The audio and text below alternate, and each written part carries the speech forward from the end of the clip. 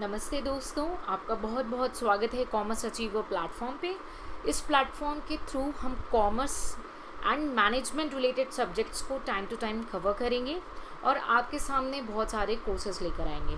तो इन कोर्सेज को जानने के लिए और कॉमर्स एंड मैनेजमेंट को कवर करने के लिए इस चैनल को सब्सक्राइब कर लें और बेल आइकन को क्लिक कर लें ताकि जब भी हम नए वीडियोज़ अपलोड करें आपके पास लेटेस्ट नोटिफिकेशंस आ जाएँ। तो आज इस वीडियो के माध्यम से हम जो क्लास 12 का एनसीईआरटी कवरेज करना शुरू किए हैं उसमें आगे प्रोसीड कर रहे हैं। हम माइक्रो इकोनॉमिक्स के चैप्टर 2 को आज डिस्कस करेंगे। चैप्टर 1 ऑलरेडी कवर किया जा चुका है 2 पार्ट्स में और चैप्टर 2 को हमने 3 पार्ट में कवर करना है। तो आज हम इसका फर्स्ट पार्ट देखेंगे और चैप्टर 2 जो है वो बात करता है कंज्यूमर बिहेवियर के बारे में। ठीक है, तो कुछ जो टॉपिक्स हैं वो ऑलरेडी फर्स्ट चैप्टर में एक्सप्लेन की गई हैं। तो स्टूडेंट से रिक्वेस्ट है कि अगर आपको बेस्ट अंडरस्टैंडिंग चाहिए तो आप पहले 2 वीडियोस देखकर ही इस वीडियो पे आएंगे। ठीक है, तो चलिए देखते हैं थ्योरी ऑफ कंज्यूमर बिहेवियर।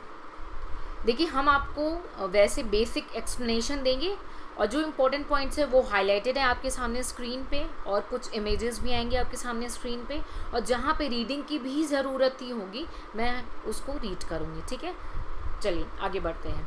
देखिए, इंडिविजुअल है, जो कंज्यूमर है ना वो एक इंडिविजुअल है। ठीक है, तो उसकी जो इनकम है वो लिमिटेड होती है और इच्छाएं यानी प्रेफरेंसेस चॉइसेस बहुत ज़्यादा होती है, वो नेवर एंडिंग होती है। तो इस चैप्टर के रूप से हम ये पढ़ेंगे कि इंडिविजुअल जो कंज्यूमर है उसको बहुत ज़्यादा प्रॉब्लम होती है चॉइस मेकिंग में। क्यों? क्योंकि उसकी इनकम लिमिटेड है और गुड्स के कॉस्ट वेरी होते हैं। ठीक है, so the like of the consumer is called preferences, यानी जो चाह है कंज्यूमर की उसको क्या बोला जाता है? प्रेफरेंसेस बोला जाता है। And what the consumer can afford to buy, ये कैसे डिसाइड होगा कि कंज्यूमर क्या एफोर्ड बाय कर सकता है? वो डिपेंड करता है केवल एंड केवल 2 चीज़ों पे, price of the good and the income of the consumer. अब एक छोटा सा एग्जाम्पल आपके सामने देना चाहूँगी। सपोज आपको आज मार्केट जाना है और आपकी पॉकेट में केवल 100 रुपीज़ है। ठीक है, अब इस 100 रुपीज़ से आपको परचेजिंग करनी है। कुछ स्टॉक है जो आपकी मदर ने बना के दिया है और आपकी मदर ने बोला है कि इसमें अगर बैलेंस पैसे बच जाते हैं तो आप अपने लिए चॉकलेट परचेज कर सकते हैं। ठीक, तो अब 100 रुपये में सपोज़ आपकी मदर ने बोला कि पोटैटो परचेज़ करके आना है, यानी आलू आपने लिया 30 रुपये किलो। ठीक, फिर उन्होंने आपको बोला कि आपको टोमेटो परचेज़ करना है जिसकी कॉस्ट भी 30 रुपीज़ थी। ठीक, और उन्होंने एक आपको चीज़ बोल दी, आप लेडी फिंगर परचेज करो, यानी भिंडी। ओके, मैं शॉर्टकट लिख रही हूँ, जिसकी कॉस्ट थी हमारी 20 रुपीज़। अब 30, 30, 60 एंड 20, 80 रुपीज़ आपके खर्च हो चुके हैं और आपके पास बैलेंस बच रहे 20, तो आप 20 रुपये का चॉकलेट परचेज कर सकते हो। सपोज़ इसमें से किसी की भी कॉस्ट बढ़ जाती है। सपोज़ पोटैटो आपको अब भी 30 रुपये में मिल रहा है बट जो टोमेटो है वो 50 रुपये किलो हो गया है और लेडी फिंगर भी ही आपका सेम कॉस्ट है 20 रुपये किलो, तो आपके पास बैलेंस कुछ नहीं बच रहा, यानी आप चॉकलेट नहीं परचेज कर पाओगे। तो what the consumer can afford to buy, क्या बोला है? What the consumer can afford to buy किन 2 चीज़ों पे डिपेंड है, price of the good and income of the consumer. यहाँ पे आपकी इनकम 100 रुपये थी और प्रोडक्ट की कॉस्ट, गुड्स की कॉस्ट के ऊपर डिपेंड करता है कि आप क्या एफोर्ड कर सकते हो बाय करने के लिए। आई होप आपको ये कॉन्सेप्ट यहाँ पे क्लियर हो गया हो। जिन भी स्टूडेंट को डाउट होगा आप कमेंट सेक्शन पे प्लीज़ पूछ लेंगे और किसी के पास और भी बहुत अच्छा एग्जाम्पल होगा तो प्लीज़ आप वो हमारे साथ, हम सबके साथ यहाँ पे शेयर करेंगे। ठीक है, चलिए एक बार मैं इसको इरेज कर देती हूँ, फिर फटाफट हम आगे बढ़ेंगे। ओके, चलिए आगे बढ़ते हैं। सॉरी ठीक है, और प्रिलिमिनरी नोटेशन एंड एजम्पशन में कुछ खास कुछ बताया नहीं गया, तो हम नेक्स्ट मेन पॉइंट पे आते हैं, यूटिलिटी। यूटिलिटी क्या है? जो भी चीज़ कंज्यूमर को वो परचेज कर लेता है या यूज़ करता है उससे उसे सेटिस्फेक्शन मिल जाती है। ठीक है, उसको बोलते हैं यूटिलिटी। ठीक है, यूटिलिटी क्या है?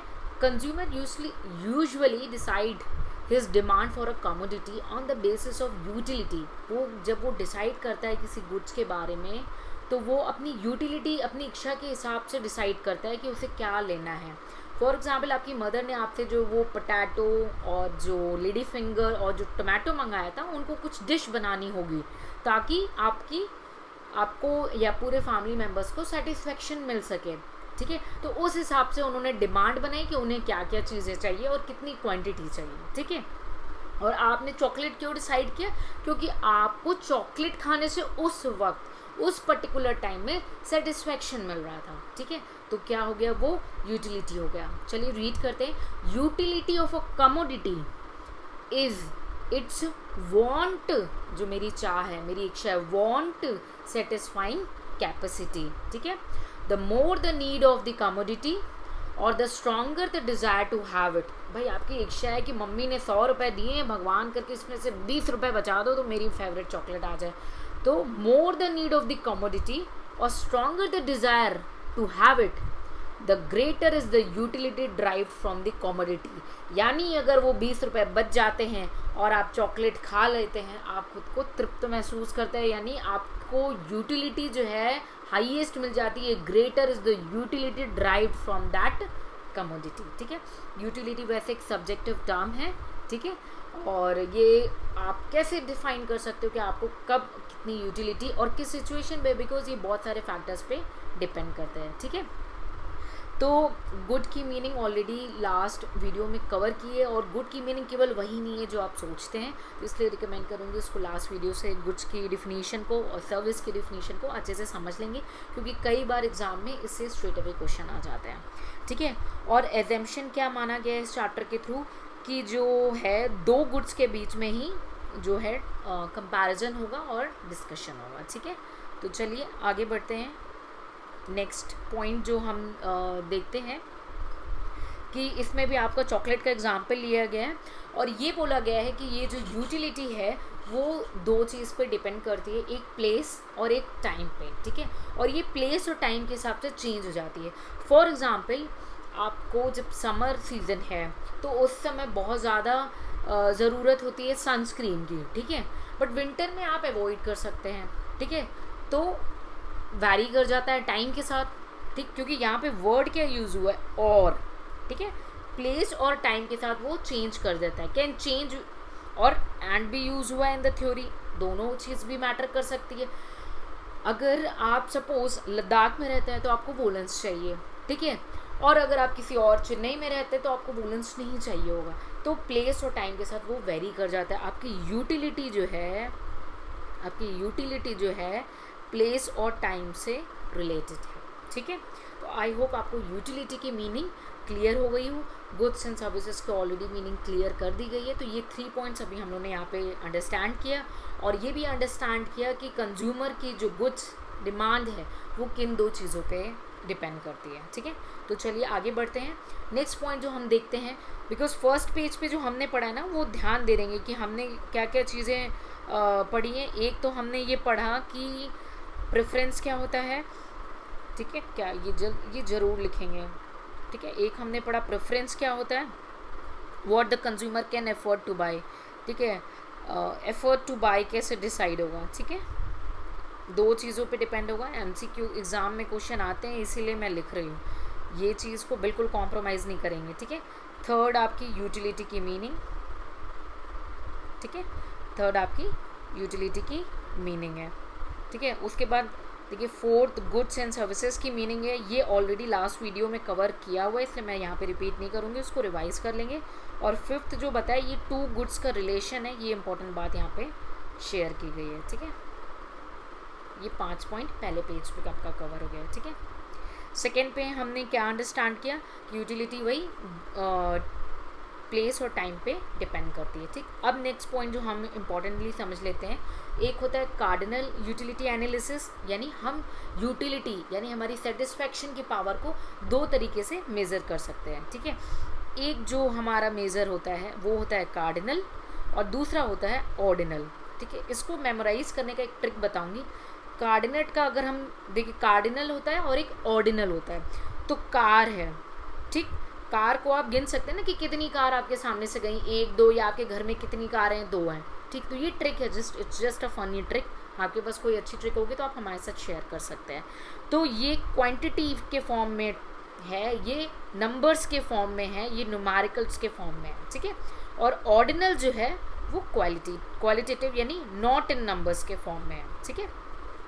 कार्डिनल एंड ऑर्डिनल, ये ट्रिक मैंने बताया। अब कार्डिनल यूटिलिटी एनालिसिस जो है, it assume that level of the utility यानी level of the satisfaction of the consumer expressed in numbers, ठीक है। चलिए, अब इस कार्डिनल यूटिलिटी को मेज़र कैसे किया जाता है? उसको मेज़र करने के 2 तरीके, total utility and marginal utility. Total utility क्या, कि जब आपको फुल सेटिस्फैक्शन मिल जाए किसी चीज़ को कंज्यूम करने की, ठीक है, तो आपने टोटल क्वांटिटी, सपोज आज एक डे वन है, ठीक, आपके फ्रीजर में बहुत सारे चॉकलेट्स रखे हुए हैं, पूरे दिन में आपने सपोज 3 चॉकलेट्स खा लिए, तो आपके पूरे दिन की टोटल कितनी होगी यूटिलिटी? 3 चॉकलेट्स, ठीक। और मार्जिनल यूटिलिटी क्या है कि सुबह सुबह आप बहुत एक्साइटेड हुए होंगे एक चॉकलेट जब खाई होगी, फिर दूसरा चॉकलेट खाए होंगे तो वो फिर भी एक्साइटेड होंगे, बट तीसरा चॉकलेट खाए होंगे तो आप थोड़ा सा रिड्यूस्ड होंगे, थोड़ा सा कम सेटिस्फेक्शन होंगे, या आपका स्टमक थोड़ा सा उसको क्वालिटेटिव एक्सपेक्टेशंस नहीं दे रहा होगा। तो मार्जिनल यूटिलिटी क्या है? जब हम एक्स्ट्रा यूनिट खाते जाते हैं तो हमारी कंजप्शन लेवल जो कम होती है, तो उनका जो डिफरेंस होता है that is change in total utility due to consumption of 1 extra unit. तो अब हम थ्योरी रीड कर लेते हैं फटाफट। Total utility of a fixed quantity of the commodity is the total satisfaction derived from consuming the given amount of some commodity, say X. More of the commodity X provides more satisfaction to the consumer. Total utility depends on the quantity of the commodity consumed. Therefore, TUN refers to the total utility derived from consuming n units of the commodity X, ठीक है। तो पूरे दिन में जो chocolate खाए वो आपकी टोटल यूटिलिटी थी, ठीक। अब मार्जिनल यूटिलिटी क्या है? Marginal utility is the change in total utility due to consumption of 1 additional unit of the commodity. चलिए, ये देखिए चॉकलेट का मैंने एग्जाम्पल दे दिया। अब इस एग्जाम्पल को एक बार क्विक रीड कर लेते हैं, बिकॉज पूरा चैप्टर इस सेम एग्जाम्पल को कैरी फॉरवर्ड कर रहा है और आप घर पे बैठ के भी इसी को रिवाइज करोगे, तो इसलिए मैं एक डिफरेंट एग्जाम्पल अब नहीं ले रही हूँ, ठीक है। For example, suppose 4 bananas give you 28 units of utility. अब ये हम कार्डिनल अप्रोच पढ़ रहे हैं, तो नंबर फॉर्म में इसने एक्सप्लेन किया, ठीक है। तो जब आपने हमने एक कॉलम बना दिया बनाना का, ठीक है। तो जब आपने 4 बनाना खाए तो आपको सेटिस्फेक्शन कितना मिल रहा है? 28 मिल रहा है, ठीक है। And 5 banana gives you 30। अब जब 5 बनाना खाए तो आपको 30 लेवल ऑफ दी सेटिस्फेक्शन मिल रहा है, ठीक है। तो आप क्लियरली देख रहे होंगे कि consumption of the 5th banana has cause total utility to increase by 2 unit, ठीक है। क्योंकि आपने कितनी यूनिट 28 से 30 पे पहुंच गए, 28 to 30, तो 2 यूनिट की आपकी कंजप्शन बढ़ गई, ठीक है। So therefore marginal utility of the 5th बनाना, इसकी क्योंकि 5th बनाना की मार्जिनल, क्योंकि एग्जाम में कई बार ये क्वेश्चन पूछा जाता है कि 4th बनाना की मार्जिनल यूटिलिटी बताओ या 5th बनाना की मार्जिनल, यहाँ पे स्टूडेंट कंफ्यूज हो जाते हैं क्योंकि वो ध्यान नहीं देते हैं, ठीक है। तो 5th बनाना की मार्जिनल यूटिलिटी क्या होगी? जो उसकी टोटल यूटिलिटी होगी 5th बनाना की माइनस टोटल यूटिलिटी होगी 4th बनाना की, तो आपकी बैलेंस जो आ जाएगी वो आ जाएगी marginal utility of the 5th बनाना की, ठीक है, जो कि 2 है, ठीक है। आई होप ये क्लियर हो गया यहाँ तक। इसको फिर एक्सप्लेन किया गया थोड़ा सा थ्योरेटिकल फॉर्म में, ठीक है। और नीचे हम जब आगे देखेंगे तो टेबल फॉर्म में है, हम फटाफट इस टेबल को भी एक बार देख लेते हैं, ठीक है। जब एक unit the marginal utility and the total utility drive from the consumption of various amounts of the commodity, unit 1 consume किया तो टोटल यूटिलिटी यानी पूरे दिन में 12 यूनिट्स की हुई, और मार्जिनल यूटिलिटी कितनी हुई? 12 यूनिट की। तो मैंने बताया क्या था, marginal utility is equal to total utility of 1 जिसका पूछा है minus total utility of n-1, ठीक, ये फॉर्मूला है। वैसे भी मैंने आपको एग्जाम्पल में बता दिया ऊपर, अभी फिर से मैं ये बिल्कुल आपको इतना अच्छे से अंडरस्टैंड हो जाएगा कि आपको ऑलरेडी ये मेमोराइज हो चुका होगा, ठीक है। अब जब फर्स्ट यूनिट था तो पूरे दिन में आपने 12 यूनिट खाई, ठीक, तो मार्जिनल यूटिलिटी भी 12 यूनिट की आएगी, ठीक। दूसरा आया, ठीक, तो जब आपने दूसरा यूनिट खाया तो आपकी टोटल यूटिलिटी कितनी बढ़ गई, 18, ठीक। तो डिफरेंस कितना हुआ सेकेंड यूनिट पे, marginal utility of 2 is equals to total utility of 2 minus total utility of 1, that means 18 minus 12 यानी 18 minus 12 is 6, ठीक। फिर करेंगे, जिसको नहीं समझ में बिल्कुल वरीड नहीं हो, इस पूरे टेबल को सॉर्ट आउट करेंगे। अब मार्जिनल यूटिलिटी 3, अब 3 है तो 3 में टोटल यूटिलिटी गिवन, ये गिवन है, total utility is given is 22, ठीक। तो मार्जिनल यूटिलिटी क्या होगा, तो थर्ड पे मार्जिनल यूटिलिटी पूछे ना, तो MU3 is equal to total unit at 3 minus total unit at 2 not 1, ठीक है। उससे पहले की आपकी क्या कंजप्शन लेवल थी, ठीक है। तो 22 माइनस 18 तो कितना हुआ, 4 हो गया, ठीक है। तो एग्ज़ाम में या तो आपको ये गिवन होगा या तो ये गिवन होगा, इन दोनों में से डेफिनेटली कुछ ना कुछ गिवन होगा और आप आराम से कैलकुलेट कर लेंगे। तो आई होप ये आपको क्लियर हो गया हो, ठीक। और कोई डाउट होगा तो स्टूडेंट वो जो है वो कमेंट सेक्शन में पूछ लेंगे, ठीक है। मैं इसको रब इसलिए कर रही हूँ क्योंकि इसमें एक और इम्पॉर्टेंट पॉइंट मैं आपको एक्सप्लेन करूँगी, इसलिए मैं इसको इरेज कर दे रही हूँ, बिकॉज फॉर्मूला आपकी बुक में ऑलरेडी लिखा हुआ है, ठीक है। अब और क्या बात बोली है, आप ये नोटिस करेंगे टोटल यूटिलिटी इंक्रीज कर रही है यहाँ तक, फोर्थ यूनिट तक, ठीक है। फिर फोर्थ एंड फिफ्थ यूनिट पे आके ये कांस्टेंट हो गई है और फिर ये अब डिक्रीज कर रही है, ठीक है। भाई आपकी खाने की लिमिट है ना, एक पूरे दिन में कितना खा लोगे आप, ठीक। वैसे ही अगर हम टोटल यूटिलिटी का मार्जिनल यूटिलिटी से रिलेशनशिप करें तो ये देखिए डिक्रीज कर रही है और डिक्रीज करते करते सीधे वो निगेटिव पहुंच गई, ठीक। तो यहाँ पे एक रिलेशन है जो आपके सामने स्क्रीन में अभी मैं दिखा दूँगी और अभी ब्रीफली मैं एक्सप्लेन कर रही हूँ। When total utility is increasing at increasing rate, marginal utility is decreasing at decreasing rate. Total utility is constant, then marginal utility is still diminishing. When total utility is at its maximum, marginal utility is at 0. When total utility start declining, marginal utility becomes negative.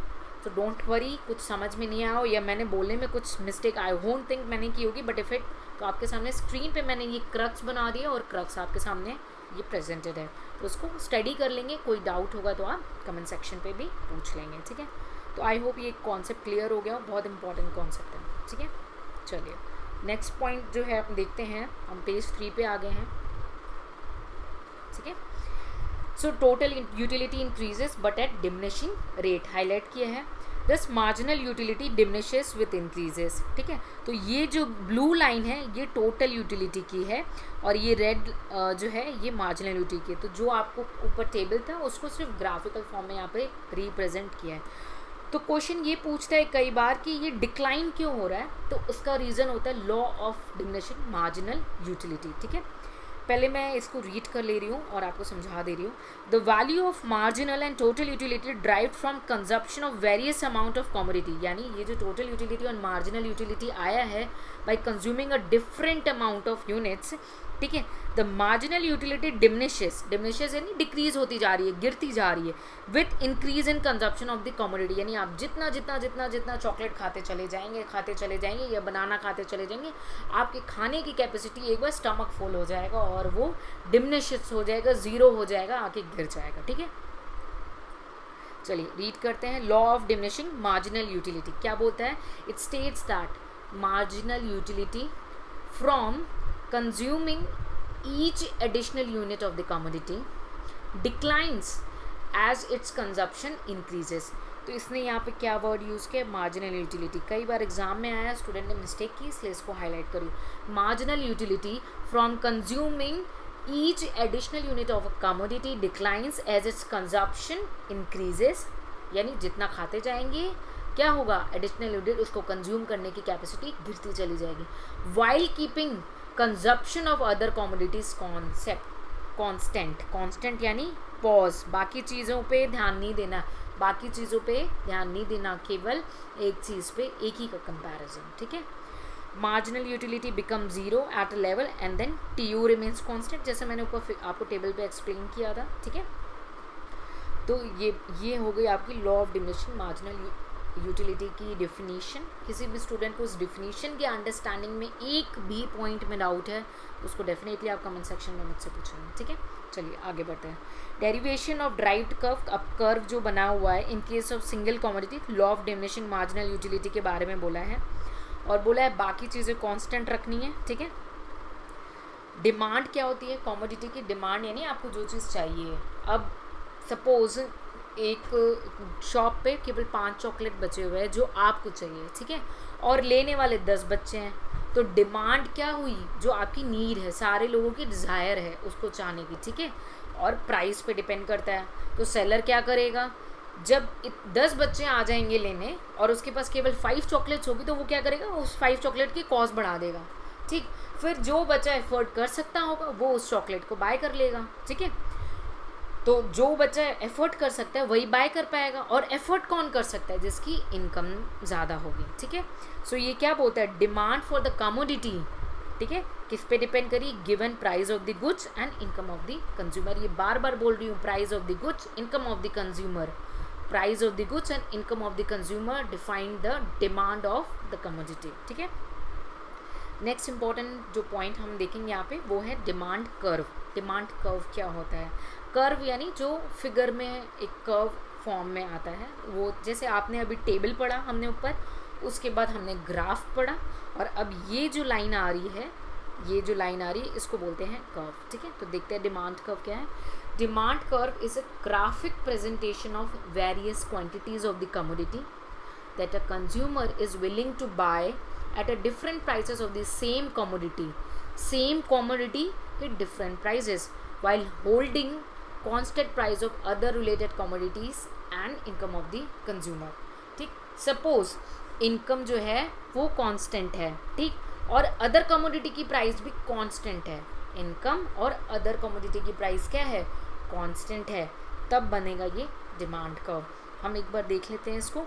Quantity कितनी है, 10, 20, 30, 10, 20, 30, 40, 50, 60 से 100 तक, और price क्या है commodity का, 10, 20 यानी 10, 20, 30, 40, 50, ठीक। जब कमोडिटी की प्राइस जो है 10 रुपये है, तो आप ज़्यादा क्वांटिटी परचेज कर पा रहे हो। जैसे प्राइस बढ़ गई, ठीक, क्योंकि आपकी इनकम फिक्स्ड है, ठीक, और आपका जो अदर प्रोडक्ट है आप स्विच नहीं कर सकते हो, जो अदर प्रोडक्ट है वो भी फिक्स है, ठीक है, तो आपको इसी में देखना है। तो आपकी जब इनकम फिक्स है, ठीक है, और आपके अदर प्रोडक्ट की कॉस्ट फिक्स है, तो आपको ये कर्व बनता है।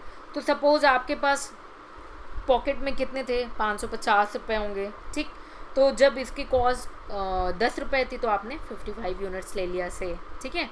फिर कॉस्ट बढ़ गई 20 रुपीज़, तो आपकी क्वांटिटी कितनी हो गई, 30 हो गई।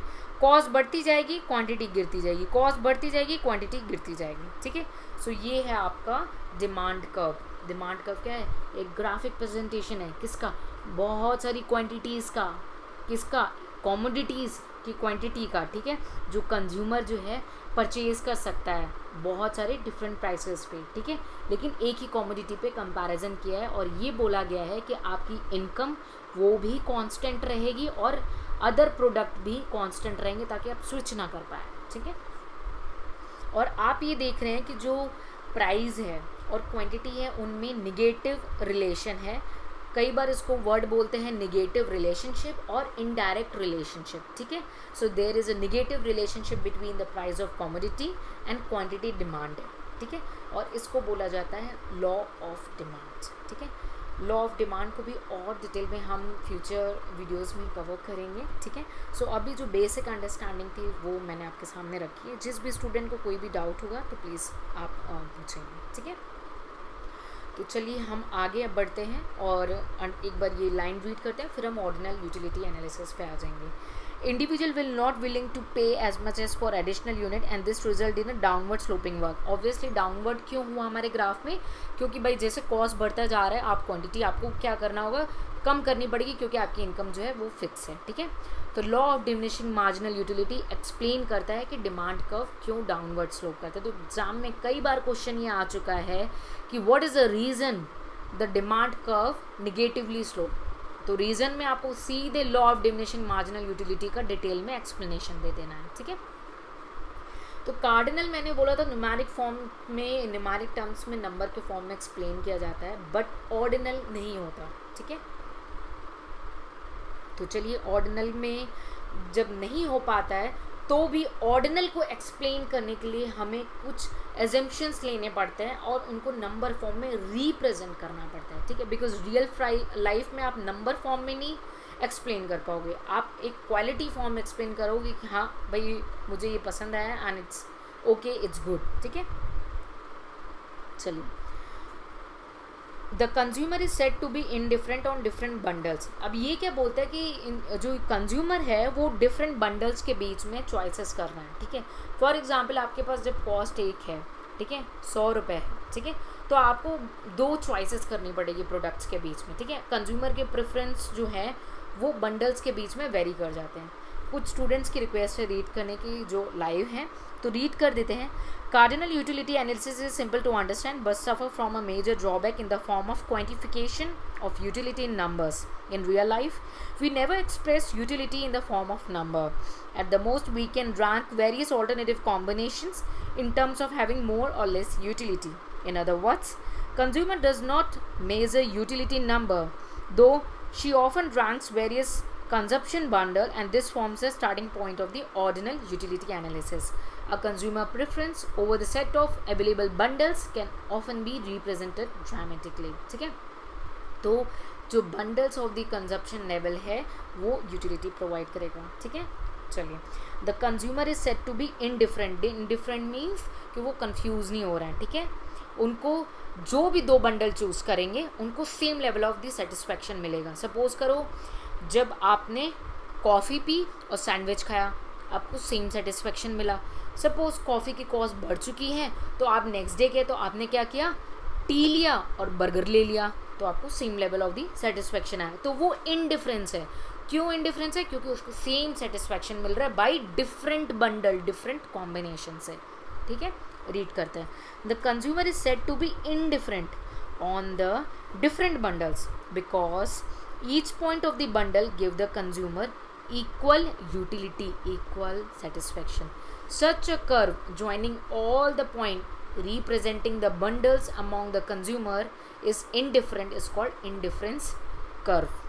ठीक है, all the points such as in the given diagram A, B, C, D lying on the indifference curve provide the consumer with the same level of the satisfaction. For example, आज आप गए, आपने कॉफ़ी लिया और क्या लिया, sandwich लिया, आपको सेम सेटिस्फेक्शन लिए।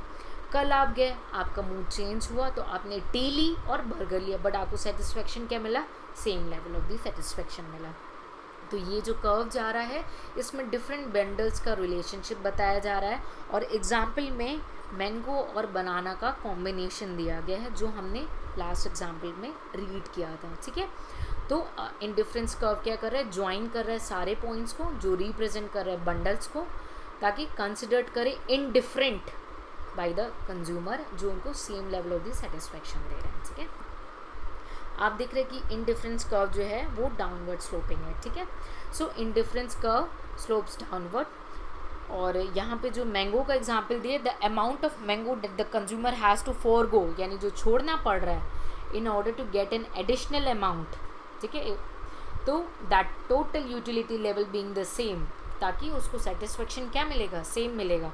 तो इसको क्या बोलते हैं, मार्जिनल रेट ऑफ सब्सटीट्यूशन, ठीक है। मार्जिनल रेट ऑफ सब्सटीट्यूशन क्या है, the rates at which the consumer will substitute banana for mangoes, in आपके केस में टी विद द कॉफ़ी, ठीक है, so that her total utility remains the constant, यानी आपको टोटल सेटिस्फेक्शन पूरा मिलना चाहिए, ठीक है।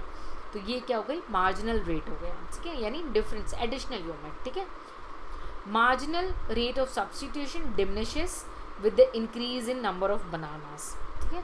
तो इस एग्जाम्पल में बनानास का एग्जाम्पल लिया गया है कि जैसे ही देखिए ये बनाना है और ये आपका मैंगोज़ है, ठीक है।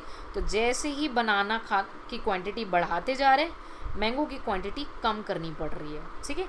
और ये क्या हो रहा है, डाउनवर्ड स्लोप कर रहा है, ठीक है, डाउनवर्ड है, ठीक है, इंडिफरेंस कर्व। तो इसको बोलते हैं मार्जिनल रेट ऑफ सब्स्टिट्यूशन, यानी एक्स्ट्रा यूनिट जो आप कंज्यूम कर रहे हैं, ठीक है। सो marginal rate of substitution diminishes with increase in number of the bananas, ठीक है। आई होप यहाँ तक आपको कॉन्सेप्ट क्लियर हो। चलिए आगे बढ़ते हैं। अब यहाँ पे आपको टेबलर फॉर्म में बनानास दिए और मैंगोज दिए, 4 कॉम्बिनेशन है ABCD। तो जैसे जैसे आप देखेंगे कि बनाना की क्वांटिटी बढ़ती जा रही है, मैंगो की क्वांटिटी गिरती जा रही है, ठीक है। और मार्जिनल रेट ऑफ सब्स्टिट्यूशन क्या है, विद एक्स्ट्रा यूनिट, ठीक है, एक्स्ट्रा यूनिट। जैसे यहाँ पे पहले डिफरेंस कितना था, 3, यहाँ पे 2 और यहाँ पे 1, ठीक। तो फॉर्मूला वही है, marginal utility of n is equal to total utility of 1 minus total utility n minus 1, same ही है, ठीक है, बस वर्ड्स में चेंजेस है, ठीक। This tendency for marginal rate of substitution to fall with increase in bananas is known as law of diminishing marginal rate of substitution, ठीक है। Consumer sacrifices smaller and smaller quantities of mango for each additional unit of banana। यानी देखो mango की quantity पहले 3 compromise किए, फिर 2 compromise किया, फिर 1, तो क्या हुआ, गिरती जा रही है ना, कॉम्प्रोमाइजिंग का लेवल भी गिरता जा रहा है, ठीक है। इंडिफरेंस क्या है, कन्वेक्स टू द ओरिजिन है, क्या है, कन्वेक्स टू द ओरिजिन है, ठीक है। देखिए यहाँ पे भी फिर से एक एग्जांपल दिया गया है मार्जिनल रेट ऑफ सब्स्टिट्यूशन को देखने के लिए। अब देखिए यहाँ पे भी गिरता जा रहा है 1.1, तो कन्वेक्स क्यों हुआ है ये इस टेबल के थ्रू एक्सप्लेन किया गया है, ठीक है। 2 कमोडिटी है जो कि परफेक्ट सब्स्टिट्यूट हैं, ठीक है, फॉर द कंज्यूमर, ठीक है। और इंडिफरेंस कर्व डिपिक्ट करता है कि वो स्ट्रेट लाइन चला जाएगा। फॉर एग्जांपल ये स्ट्रेट लाइन क्यों गया है, आपके पॉकेट में 10-10 रुपए के 4 नोट हैं, 40 रुपए हो गए, और आपके सामने 20-20 रुपए के 2 नोट हैं, ठीक है, वो भी 40 रुपए हो गए। तो आप 20-20 रुपए के नोट दे दें, चाहे 10-10 रुपए के नोट दे दें, 40 रुपए ही जाएंगे। तो ये चीज़ क्या एक्सप्लेन कर रहा है कि 2 आपस में परफेक्ट सब्स्टिट्यूट हैं, ठीक है। आपको पेमेंट जो करनी है वो 40 रुपए करनी, चाहे आप 20-20 रुपए के 2 नोट दो या 10-10 रुपए के 4 नोट लो। तो 2 commodities are perfect substitute for the consumer, and consumer के लिए परफेक्ट सब्स्टिट्यूट है, चाहे 10 के नोट दो चाहे 20 के नोट दो। एंड इंडिफरेंस कर्व डिपिक्ट यानी जो पिक्चर दे रहा है, these will be the straight line, क्योंकि पेमेंट तो 40 रुपए ही करनी है आपको, ठीक है। इसमें कुछ खास एक्सप्लेनेशन नहीं थी। परफेक्ट सब्स्टिट्यूट का मीनिंग बताए, are those goods which can be used in the place of each other, यानी 10 रुपए दो या 20 रुपए लो, and provide exactly the same level of utility, यानी सेटिस्फैक्शन टू द कंज्यूमर, ठीक है, क्योंकि पेमेंट 40 रुपए ही करनी है, ठीक है। नेक्स्ट जो पॉइंट हम डिस्कस करेंगे वो है मोनोटोनिक प्रेफरेंस। इसके लिए पहले बहुत अच्छा सा एग्जांपल ले लें। आपके घर में स्कूटी खड़ी हुई है, या कोई छोटा बच्चा है उसके पास साइकिल है, तो वो स्कूटी की डिमांड पे जा रहा है, या स्कूटी है तो आप कार की डिमांड पे जा रहे हैं, ठीक है। तो आपने स्कूटी कॉम्प्रोमाइज़ नहीं की, बट आपकी सेटिस्फेक्शन और हाई लेवल की हो जाए, इसलिए आपने क्या कहा, आपको कार भी चाहिए। एग्जाम्पल क्लियर हो गया। अब रीड करेंगे, देखिएगा बहुत आराम से आपको एक्सप्लेन होना है। इसको बोलते हैं मोनोटोनिक प्रेफरेंस, दोनों ही हाथ में चाहिए, ठीक। Consumer preference are assume to be such that between any 2 bundles has more of at least one of the goods and no less of the other goods compared, then the consumer prefer, ठीक है। the preference of this kind is called monotonic preferences, ठीक है। मैं example को भी समझाऊंगी, पहले मैंने communicate किया आपको स्कूटी से कार का, उसके लिंक करते हैं, फिर हम इस ग्राफ के थ्रू लिंक करेंगे, ठीक है। More of at least one of the good, यानी आप गुड पे चले गए कार पे, तो आपको बहुत ज़्यादा सेटिस्फेक्शन मिल रहा है, and no less of the other. इसका मतलब ये नहीं कि आप स्कूटी का सेटिस्फेक्शन खो देंगे, स्कूटी भी आपको चाहिए। इस प्रेफरेंस को बोलते हैं मोनोटोनिक प्रेफरेंस। अब चलिए मैं ग्राफ को दिखा देती हूँ, ठीक है। Such that there are any 2 bundle X1 N1 x1 x2 and y1 y2, ठीक है. If x1 and x2 has more of least of the goods, no less of the other good compare to y1 y2, ठीक है. तो दोनों उसको prefer होगा, लेकिन वो क्या हो जाएगा, x1 x2 से बढ़ के y1 y2 पे शिफ्ट हो जाएगा, बट छोड़ेगा नहीं, ठीक है. Thus, a consumer preference are monotonic if and only if between any two bundles the consumer prefer the bundle which has more of at least one of the good. यानी बंडल ऐसा जिसमें वो एक ऐसे गुड को बहुत ज़्यादा प्रेफरेंस दे दे and no less of the other good, यानी लेकिन दूसरे गुड्स को कॉम्प्रोमाइज़ नहीं करे, no less of the other good as compare to the other bundle, ठीक है. तो यहाँ पे बंडल के बीच में कंपैरिजन स्टैंड हो रहा है. If between any two bundle the consumer prefer the bundle which has more of at least one of the goods, ठीक. more of at least the one of the good, यानी car and cycle, car and scooty, ठीक. तो उसने क्या prefer किया, car and cycle, more of the one, ये जो दो बंडल है, but not less than of the other goods, ठीक है. तो आई होप ये क्लियर हो गया हो. अब इंडिफरेंस हमने कर्व समझ लिया. यहाँ पे इंडिफरेंस मैप की बात हुई है. कंज्यूमर प्रेफरेंस को एक मैप में जो बंडल्स बनाए थे उसको शो कर दिया, ठीक है. Monotonicity of the preference imply that between any two difference curve the bundle on the one which lies above are preferred to the bundle on one which is below. यानी ये जो अबव वाला है इसको ज़्यादा प्रेफरेंस किया जाएगा. क्यों? क्योंकि यहाँ पे बनाना भी कम कॉम्प्रोमाइज़ करना पड़ रहा है और ज़्यादा मैंगो भी मिल रहा है. यहाँ पे ज़्यादा मैंगो है, यहाँ पे भी ज़्यादा मैंगो, लेकिन बनाना ज़्यादा कॉम्प्रोमाइज़ करना पड़ रहा है. यहाँ पे ज़्यादा मैंगो है बट बनाना कम कॉम्प्रोमाइज़ करना पड़ रहा है, ठीक है, इस एग्जाम्पल के थ्रू. तो more of the one but without compromising the other, ठीक है. So monotonicity of the preferences imply that between any two indifferences curve the bundles on the one which lies above are preferred to the bundles on one which lies below, ठीक है. फटाफट features read कर लेते हैं indifference curve का, कि ये जो है टॉप लेफ्ट से राइट की ओर जा रहा है, ठीक है. तो लेफ्ट टू राइट जो है इसका स्लोपिंग है, ठीक है. दूसरा, higher difference the the greater level of utility. जितना बड़ा इंडिफरेंस कर्व होगा उतनी ज़्यादा यूटिलिटी का रिलेशनशिप होगा. बस एक डायग्राम देख लेंगे, इसमें कुछ एक्सप्लेनेशन करनी है. और इंडिफरेंस कर्व जो है दोनों बंडल की अपनी अलग अलग सेटिस्फेक्शन है, वो कभी इंटरसेक्ट नहीं हो सकते. इंटरसेक्ट इसलिए नहीं हो सकते कि अपना अपना लेवल ऑफ द सेटिस्फेक्शन है. बी गुड का अपना सेटिस्फेक्शन होगा, सी का अपना होगा, यू कैन नॉट कंपेयर, ठीक है. तो इसकी क्विक रीडिंग कर लेंगे ये दोनों पॉइंट की. अगर कुछ डाउट होता है, बिकॉज इसमें कोई डाउट नहीं होगा what I think, so if there is any doubt you can just ask in the comment section, ठीक है. तो नेक्स्ट वीडियो में हम कंज्यूमर बजट को और फर्दर वीडियोज़ में आगे इस चैप्टर को कंटिन्यू करेंगे, चैप्टर 2 को.